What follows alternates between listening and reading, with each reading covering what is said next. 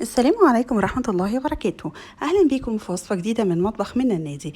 النهاردة هعمل لكم البطاطس باللحمة المفرومة، أكلة كلنا بنحبها وبنموت فيها وحلوة جدا وطريقتها سهلة ومفيش أسهل من كده. بنجيب البطاطس نغسلها كويس جدا ونقشرها وبنقورها بالمقورة. هوريكم أنا عملتها إزاي. بنقطع جزء كده من فوق نخليه حته مربعه كده وما ترموهاش، وبعدين بنجيب المقوره ونقعد نقور البطاطس كده ونخلي بالنا عشان ما تتخرمش مننا، ونعمل التقويره بتاعتها تبقى واسعه كده شويه زي ما انتم شايفين عشان نعرف نحط فيها اللحمه المفرومه.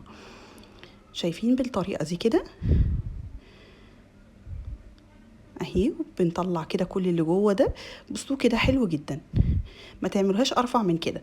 وبعدين بنيجي بقى بنعصج اللحمه، بنجيب عباره عن بصلتين ومعاهم شويه ملح وفلفل وبنشوحهم في معلقه سمنه، وبعدين بنبدا نضيف اللحمه المفرومه ونحط عليها معلقتين كده من الصلصه وشوية بهارات من البهارات السبعة، وحطينا ملح وفلفل، ونزود كده شوية مية وعلى نار هادية نسيبها لحد ما تستوي خالص.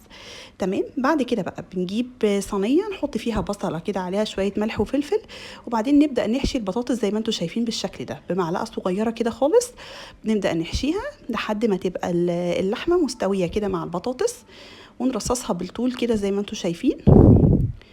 بصوا الحشوة مظبوطة، وعايزة اقول لكم طعم اللحمة بالطريقة دي في منتهى الجمال.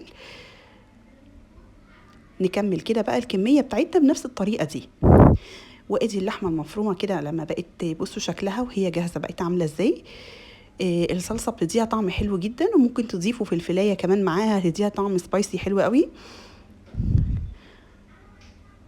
وانا كده حشيت بقى كمية من البطاطس باللحمة المفرومة، وهوريكم دلوقتي شكل الصينية في الاخر هتبقى عاملة ازاي. بصوا بغطيها بقى كمان بدي بالجزء اللي احنا قطعناه من فوق ده، بنغطي بيه كده البطاطس بندي شكل وطعم حلو. كده كده البطاطس هنحط عليها صلصة، فهتبقى حتى الحتت اللي من فوق دي هيبقى طعمها جميل جدا. بنغطي بيها كده البطاطس كلها وبنكمل الكمية. بصوا انا حطيت الكمية اللي انا عاملاها كلها، وبعدين ضفت عليها صلصة طماطم.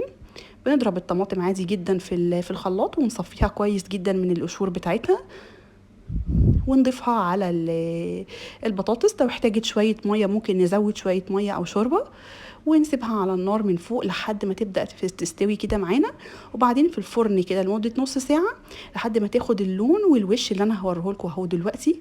بصوا كده بقى بعد نص ساعة في الفرن، عايزة اقول لكم تحفة في منتهى الجمال وطعمها حلو جدا ومستوية وطرية وطعمها في منتهى الجمال.